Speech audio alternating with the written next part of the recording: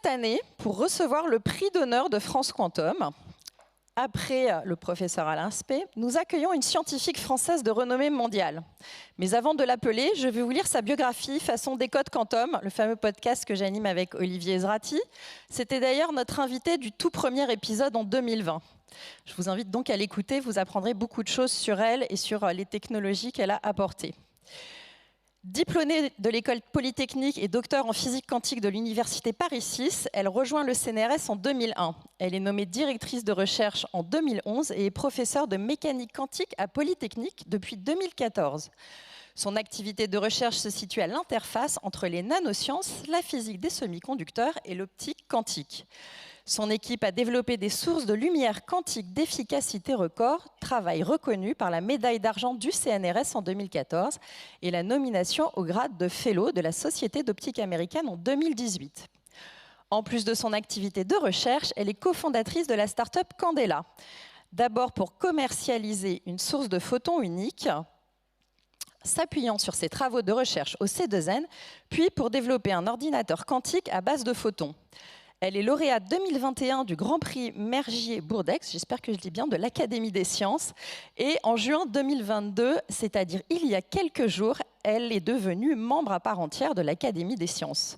Je vous demande d'accueillir sur scène et d'applaudir très fort pour recevoir ce prix très mérité pour l'ensemble de sa carrière, Madame Pascale Senelard.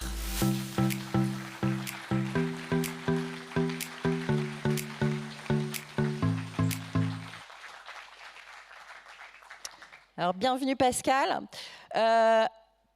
Avant de te passer la parole, on a une petite surprise pour toi. On avait quelqu'un qui aurait vraiment venu te remettre le prix en main propre, mais qui a un agenda extrêmement chargé, surtout à la veille de Vivatech. Et donc, je te laisse découvrir son message.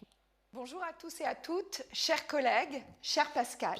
Alors, avant de parler de ce prix, je voudrais dire d'abord combien je suis heureuse de pouvoir intervenir à ce bel événement qui rassemble tout l'écosystème sur le quantique, ce France Quantum, et encore une fois rassemblant les académiques, les start-upers, les industriels sur ces nouvelles technologies quantiques.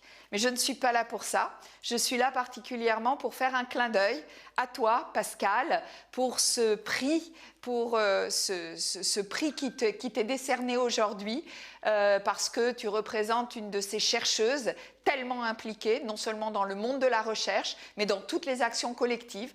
Nous avons travaillé ensemble, porté de nombreux projets, et j'ai pu voir combien tu pouvais porter haut l'ambition collective de la recherche, évidemment sur le quantique, de l'ensemble de tes collègues, mais aussi alors que tu es directrice de recherche au CNRS, tu as pu porter aussi les ambitions de la formation, car comme moi, comme beaucoup de nos collègues, tu crois que formation, recherche et innovation sont des trois piliers indissociables de notre monde.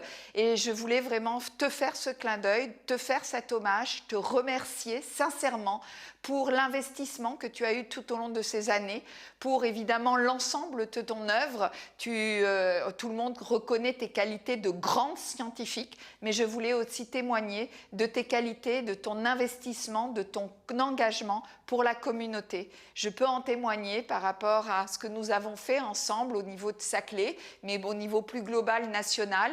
Et encore bravo, Pascal. Encore merci, et je crois que ce prix reflète la reconnaissance de toute notre communauté. Au revoir, à bientôt.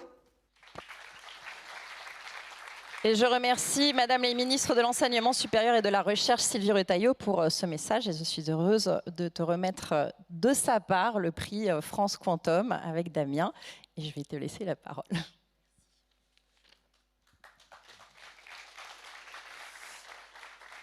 Merci beaucoup, merci pour cet honneur qui m'est fait. Merci Fanny pour cette magnifique surprise. Je n'ai pas vu Sylvie depuis longtemps, enfin je l'ai vue la semaine dernière, mais c'était par hasard. Donc je suis vraiment très très touchée du message. Je vais dire quelques mots. Donc je suis d'abord directrice de recherche au CNRS, et le travail qui est maintenant valorisé par la start-up Candela, c'est 20 ans de recherche avec des chercheurs très divers de différents domaines, matériaux, technologies, physique du solide, optique quantique, etc. Et aussi de beaucoup d'étudiants qui ont accepté de nous faire confiance, et on leur doit beaucoup. C'est aussi des rencontres formidables au niveau des collaborations, que ce soit en informatique quantique en techno-quantique, en thermo-quantique aussi, par exemple avec Alexia Ofev, etc. Alors évidemment, je veux dire un mot pour le mot d'écosystème. Hein. Je trouve que l'initiative France Quantum est formidable, parce que l'écosystème, c'est quelque chose, comme Sylvie Retailleau vient de le rappeler, qui m'a beaucoup motivée ces dernières années, avec la conviction qu'on doit avoir ce continuum recherche-innovation, industrie, faire sortir du labo et puis revenir vers les labos une fois qu'on a fait des efforts d'ingénierie formidables qui permettent à nouveau de faire avancer la science. Dans ces écosystèmes, les industriels ont bien sûr aussi leur part à jouer et nous sommes très fiers à Candela qu'OVH Cloud nous ait fait confiance en achetant une de nos premières machines. Et puis, dans les écosystèmes, chacun doit suivre sa mission, donc la recherche, l'innovation, l'industrialisation. Et il y a la formation, comme vient de le rappeler Madame Sylvie Retailleau, qui est vraiment au cœur, en fait, si vous réfléchissez bien, rien ne serait possible sans ces formidables enseignants, chercheurs à l'université qui prennent énormément de temps à former tous les cerveaux, tous les talents qui sont au cœur de toutes les technologies qu'on célèbre aujourd'hui. Donc voilà, on a vraiment une aventure collective qui se mène dans ces écosystèmes quantiques, avec encore, donc juste un petit mot par rapport au plan quantique. Du point de vue des talents, je suis donc ravie que finalement la première chose qui a été financée au niveau des écosystèmes académiques, ça a été la formation, c'est vraiment essentiel. On a encore quelques leviers, je pense, à activer pour gérer en fait les défis suivants qui sont de ne pas assécher l'écosystème académique pour continuer l'aventure du quantique. On a un différentiel d'attractivité maintenant entre les startups et les laboratoires académiques auxquels il faut qu'on soit très vigilant pour ne pas assécher le terreau qui nourrit tout cet écosystème. Voilà, pour terminer, je ne serais absolument pas là si on n'avait pas, avec Nicolo Somaschi et Valerian JS, créé Candela en 2017. Nicolo et Valerian sont vraiment du pionnier du domaine. Et je suis très fière de recevoir donc ce prix aussi pour eux. Très fière que Candela soit la première société quantique de calcul européenne à avoir mis un ordinateur sur le cloud. Il est accessible en ligne. Vous pouvez aussi découvrir toutes ces possibilités d'application sur une publication qu'on a mis en ligne il y a quelques semaines. Et puis je veux remercier aussi l'écosystème français pour son adaptation rapide à cette révolution quantique. Quand Valerian et Nicolo et moi allions vers la BPI ou HEC Challenge Plus, il y a 6 ans, discuter de notre idée de faire du quantique, on était un petit peu perçus comme des originaux. L'écosystème a complètement changé et les startups aujourd'hui sont soutenues de manière absolument remarquable, quel que soit leur niveau de maturité. Voilà, donc dernier mot, tout ça c'est une formidable aventure, on a beaucoup de défis collectivement encore devant nous.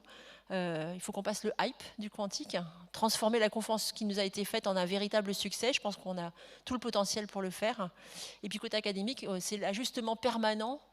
C'est pas si simple que ça, devant cet écosystème mouvant, à la fois sur les filières de formation et sur la pertinence, la recherche qu'on doit faire pour continuer à soutenir l'aventure et la recherche fondamentale qu'on doit maintenir pour assurer la pérennité à longue durée de toute cette aventure. Voilà, merci beaucoup. Merci à toi.